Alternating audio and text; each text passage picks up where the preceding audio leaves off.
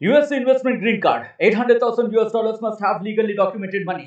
Exit period after 3 years. Shuda LP 6302946180. మరి ఇక్కడ కూటమి అభ్యర్థి నన్ను గెలిపించినందుకు నియోజక ప్రజలందరికీ కూడా ప్రతి ఒక్కరికి మరి హృదయపూర్వక ధన్యవాదాలు నేను తెలియజేసుకుంటున్నాను. నేను అదేవిధంగా మీరు ఒక నాపై నమ్మకంతో మరి మీరందరూ కూడా ఓట్లేసి మంచి మెజార్టీని ఇచ్చారు.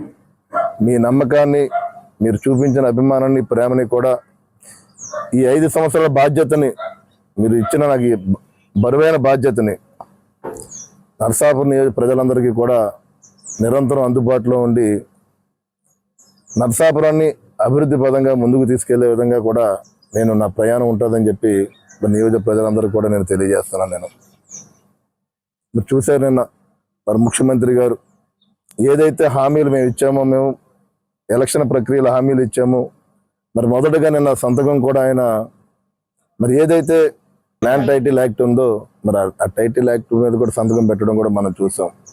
అదేవిధంగా డిఎస్సి, మెగా డిఎస్సి గత ప్రభుత్వం ఈ 5 సంవత్సరాలు కూడా మెగా డిఎస్సి అనేది కూడా ఎక్కడా లేదు. ఎవరికి కూడా ఉద్యోగాలు ఇచ్చిన పరిస్థితి మనం 5 సంవత్సరాలు కనపడలేదు. మరి చంద్రబాబు నాయుడు గారు మరి ముఖ్యమంత్రిగా ఆయన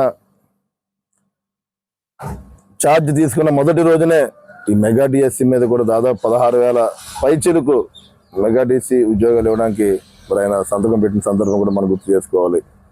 అదేవిధంగా అన్నా క్యాంటీన్లు 5 రూపాయలతో మరి భోజనాన్ని పెట్టే పరిస్థితిని ఆ రోజున చంద్రబాబు నాయుడు గారు దాన్ని అన్నా క్యాంటీన్ పెట్టడం జరిగింది.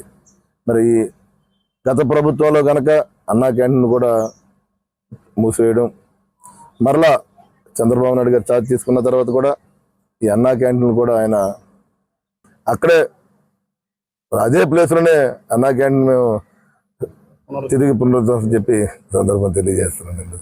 రాష్ట్ర ప్రజలందరూ కూడా ఒకటి గుర్తు చేసుకోవాల్సిన అవసరం ఉంది. ఆంధ్ర రాష్ట్ర ప్రజలు ఏదైతే గత 5 సంవత్సరాలు కూడా రాష్ట్రం ఆర్థికంగా అన్ని రకాలుగా వెనకబడి ఉంది, మన రాష్ట్రాన్ని మనం కాపాడుకోవాలని ఆలోచనతోటి ఈ కూటమికి మాకు ఇక్కడ ప్రజలందరూ కూడా అవకాశం ఇవ్వడం జరిగింది. ఏదైతే మీరు అవకాశం ఇచ్చారో ఈ అవకాశాన్ని మేము ప్రజలందరికీ కూడా ఒక మంచి పరిపాలన, డెవలప్మెంట్ విషయంలో కానీ, ఉద్యోగాల విషయంలో కానీ అన్ని రకాలుగా కూడా మన రాష్ట్రాన్ని ముందుకు తీసుకెళ్తాం. అదేవిధంగా నరసాపురంలో కూడా ప్రజలందరికీ కూడా న్యాయం జరిగే విధంగా ఒక సామాన్యుడికి కూడా దగ్గరగా ఉండి అన్ని రకాలుగా కూడా నరసాపురం ముందుకు తీసుకెళ్తామని చెప్పి ఈ సందర్భంగా తెలియజేస్తున్నాము. అంటే ఫిల్టర్ బెడ్లు ఉన్నాయి, ఇక్కడ 2 ఫిల్టర్ బెడ్లు ఉన్నాయి, వర్కింగ్ బాగానే జరుగుతున్నాయి. కానీ ఏంటంటే బిల్డింగ్స్ అన్నవి కూడా శిథిలావస్థకు వచ్చేసినాయి. ఇక్కడ మనకి ఆధునీకరణ చేయవలసిన అవసరం ఉంది. అలా ఈ ట్యాంక్ కూడా, వాటర్ ట్యాంక్ కూడా ఎక్స్పాండ్ చేయాలి. అదేవిధంగా ఈ ఫిల్టర్ విధానాన్ని కూడా మనం మార్చి కొద్దిగా లేటెస్ట్ టెక్నాలజీ వచ్చింది కాబట్టి ఇప్పుడు మరి ప్రజలందరికీ కూడా ఒక మంచి త్రాగునిచ్చే విధంగా కూడా రాబోయే రోజుల్లో ఎంత త్వరగా మరి నిధులు ఉంటే ఆ నిధుల ద్వారా మనం ఈ ట్రీట్మెంట్ ప్లాంట్కి మేము చేసి పెడతానని చెప్పి ఈ సందర్భంగా తెలియజేస్తున్నాను.